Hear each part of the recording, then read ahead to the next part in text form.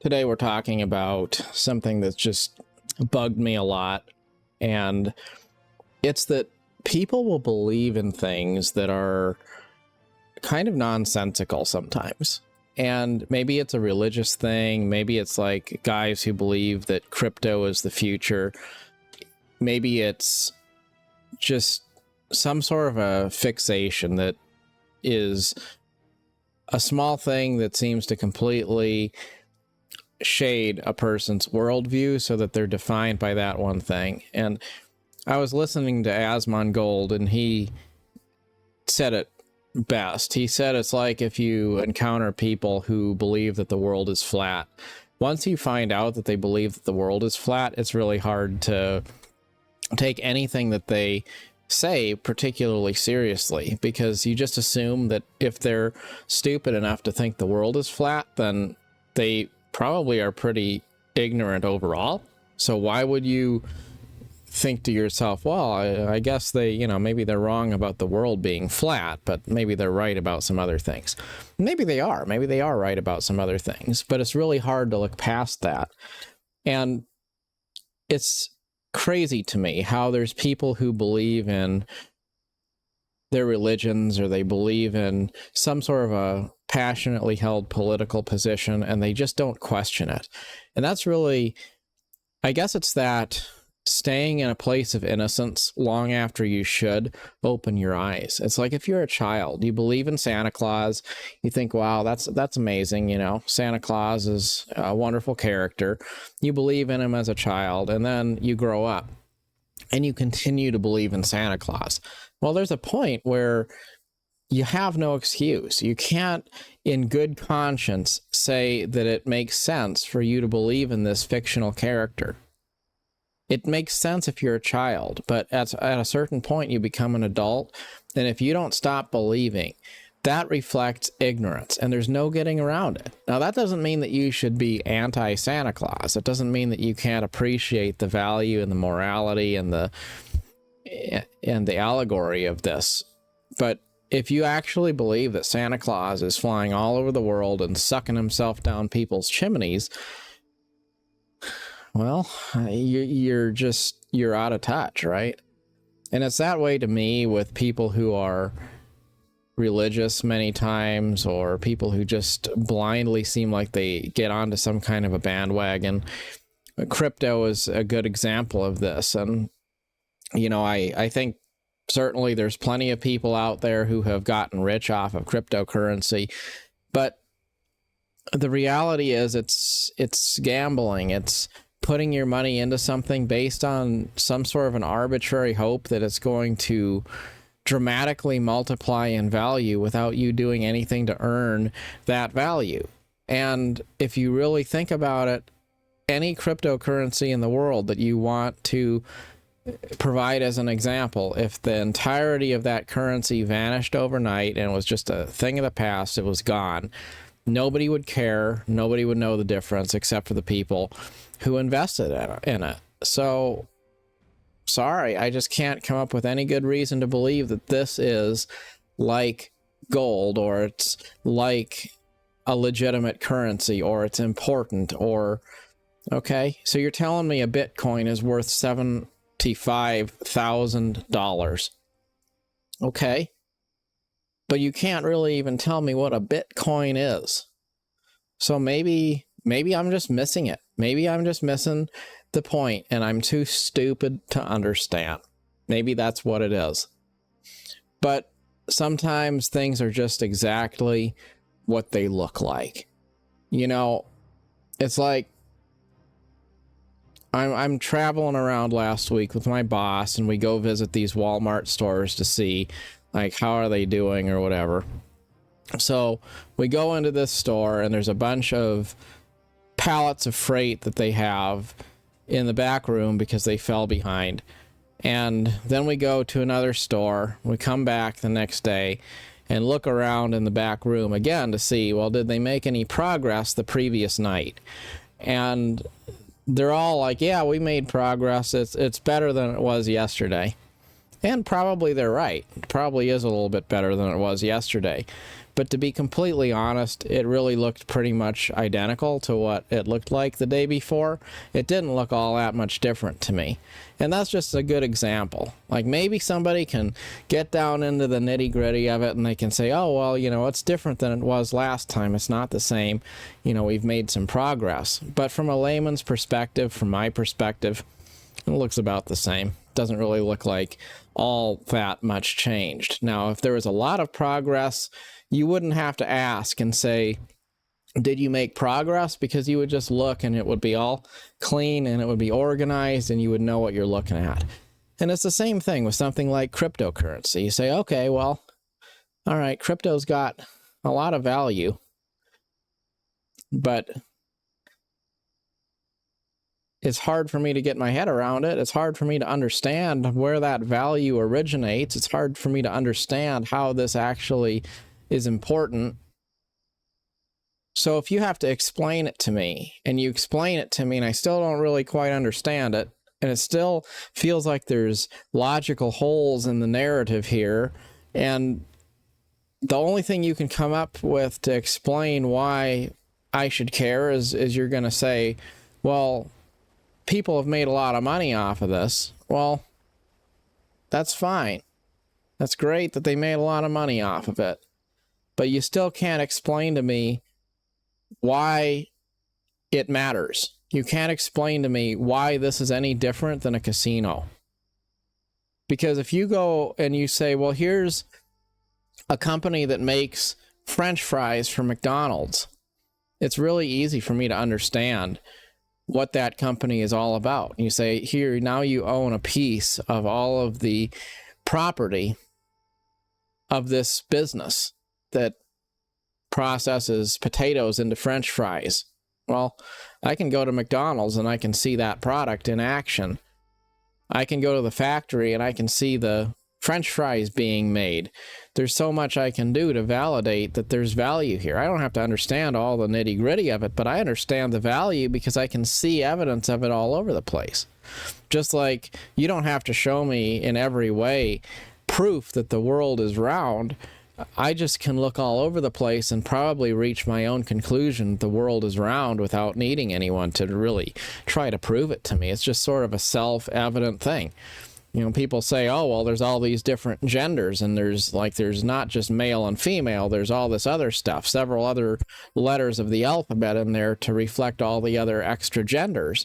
Well, now you say, there's gay people, and then you say there's LGBT people, and it's just, okay, so it's LGBTQ plus people. There's a lot of different kinds, right? And it just goes on, and then you're stopping and you're thinking, well, wait, what did all those letters stand for again? Because I forgot. And okay.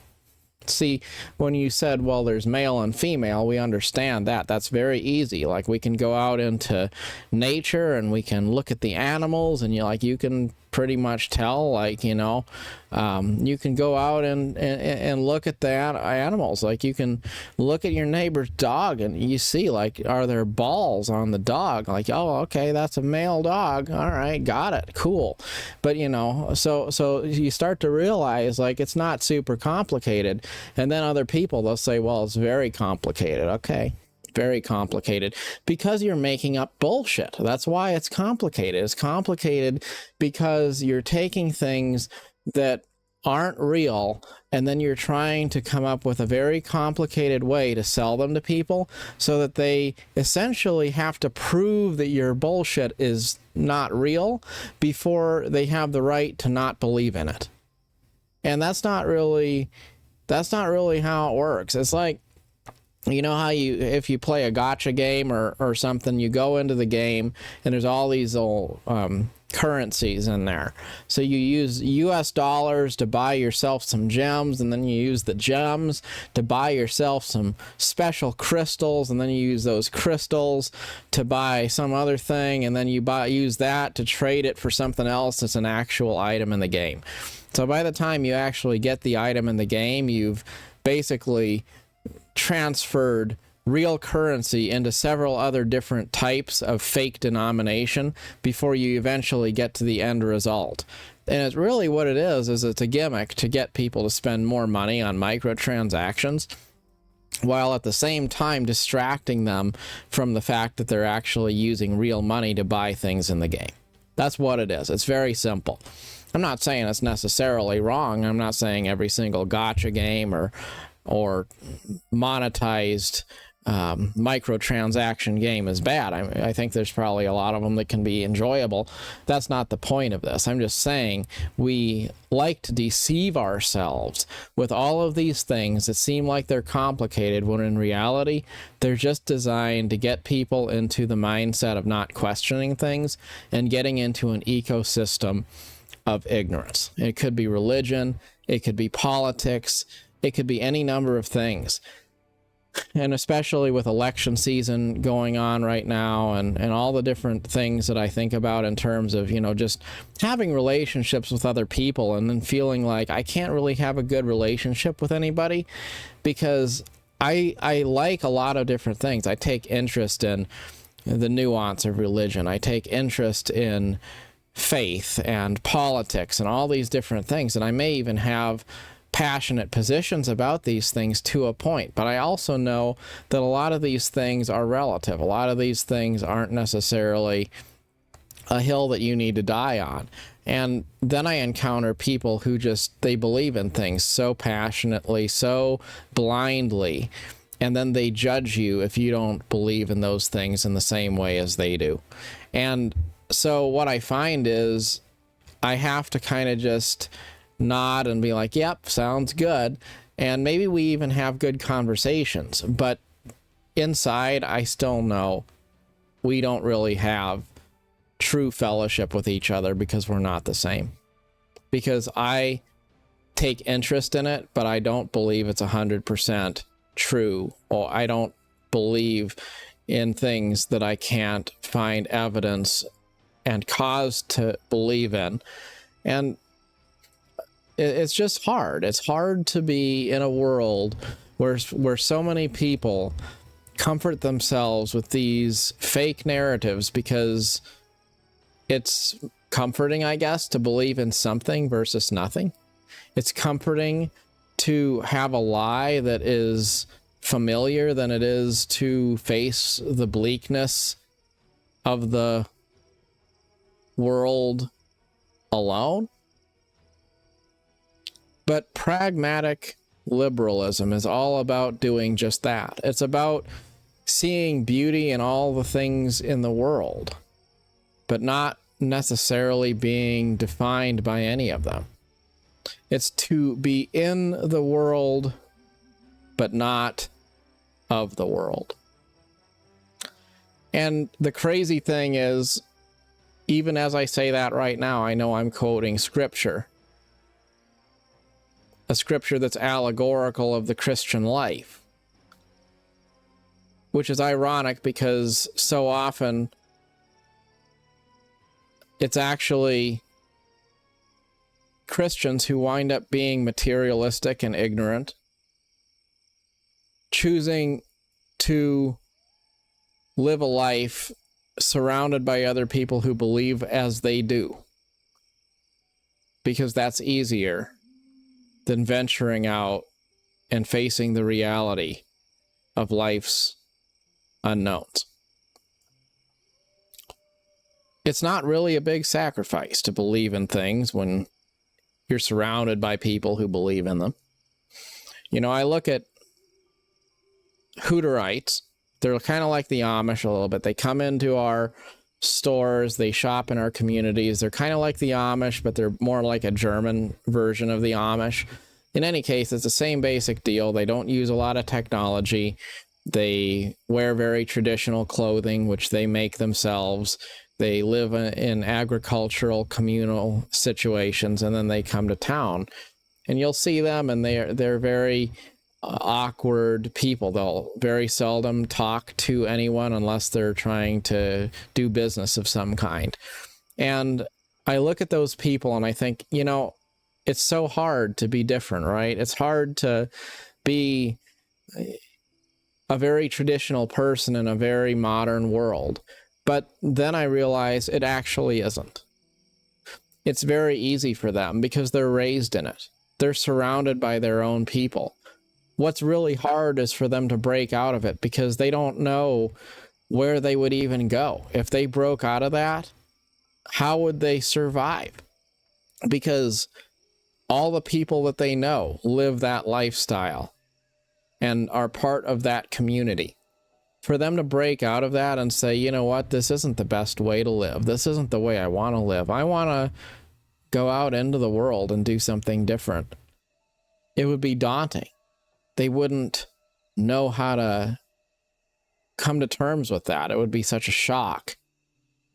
It's the same thing with people maybe who are active in their church or their faith. You know, what happens when you have your entire worldview, your entire sense of self, your entire community and family and society all built on this idea of believing in a certain religion or being part of a certain tradition or being aligned with a certain political group.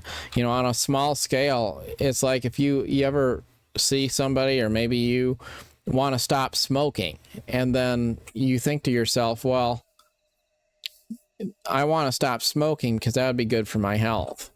But if I stopped smoking, then I would have to stop hanging out with people who also smoke, you know? And there's that whole, you want to go on a smoke break, right? And then you want to hang out with people, and you realize, like, this isn't easy.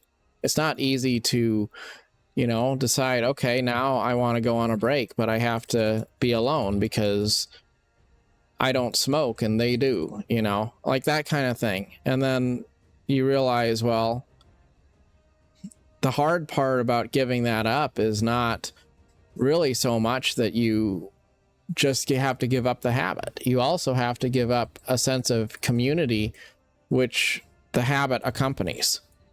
And that's, you know, that's the hardest part about it, probably. That you can't really give up a thing without giving up the community that goes with it. And if you haven't ever known anything else, then that's a really hard thing. Being alone is a hard thing because it's not really a hard task. It's a hard experience. In many cases, it's very easy. It's very easy to be alone. It's peaceful to be alone. But it's difficult because we are social creatures and we don't like to be solitary. So that's the challenge, to learn how to be alone and to learn how to make the most of that experience and to make and to capitalize on the freedom that loneliness provides. And then maybe also to find people who you have a certain commonality with. And maybe you never find those people. I guess that's the bottom line.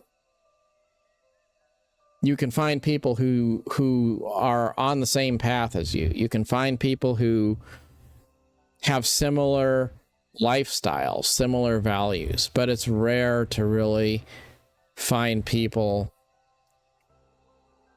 who actually are driven by the same philosophy. In the movie Ben-Hur, there was these two brothers, and one was a Roman and the other was a Jew, and they were ultimately separated by ideology.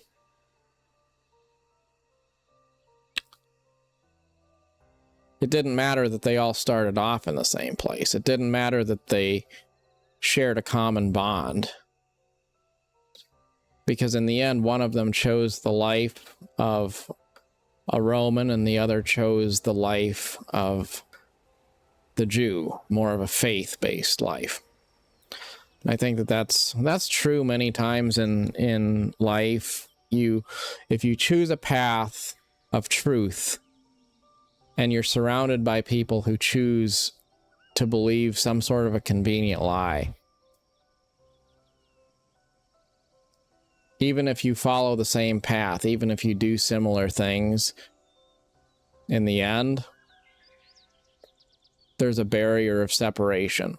And you can only go so far before you start to realize this fellowship has to come to an end. It has a limit, because I am a man of faith and you are a man of law. And even if we do the same things, we do those things for a different reason. Maybe we both vote the same way in a political election, but I'm pragmatic and you're bound to the party line. Maybe we both have a sense of respect for religious tradition, but you're bound to that religion as a law, and I view it as a philosophy. So there's not really a lot in common there, even though superficially there can seem like there is commonality, common ground. And yet you can still be around other people and you can feel alone because they believe that Santa Claus is real. And it doesn't matter how much you like Santa Claus. If you're not a believer, it's kind of a big chasm. A big chasm that you can't really cross. And isn't that one of the hard things in life? When it feels like you can be so close, and yet so far away. Like when I used to go downtown Seattle, and I always wanted to have a job and be like in a, working in the financial district, doing some kind of important business or something. And then I got a job and I worked at the Macy's downtown Seattle. And, I had a job downtown. I worked in the tall buildings and spent a lot of time down there and stuff, and yet it all felt just a little bit fake. Felt a little bit fake because I was just the minimum wage retail employee at the end of the day. I might have been working in the place I wanted to work in and going to get Starbucks in the lobby of the tall office buildings in the morning, but I wasn't the Wolf of Wall Street, right? So that's the challenge when we are surrounded with people, but we feel alone, or we share common interests with other people, but we don't quite have the same approach to life. And so on one hand, we enjoy the company of other people, but on the other hand, it feels like we're strangely alone, even when we're in the company of people who should be our friends and comrades. And I think that's harder. It's harder to feel alone when you're around other people than it is to feel alone when you are alone. Because when you are alone, at least you have the validation of things being what they look like. But when you're in the company of people who have similar but not aligned values, you feel like you shouldn't feel alone. And yet there's a chasm that you can't really cross. I think that's one reason why I tend to just keep to myself a lot more than I used to. Because when you're by yourself, you can make up your own mind about what you feel is right. There's no one there to really tell you, you're bad for thinking this way or anything like that. You just, in that sense, you're free. And having that agency is something that is quite meaningful. It's not everything. It is important to not be an island in the world, but I do think, considering how easily deceived people tend to be, sometimes it's good to just take a step back and at least have yourself. And if you can't trust other people, then be your own best advocate. In any case, as always, good luck on your adventure. Till next time, thanks for watching.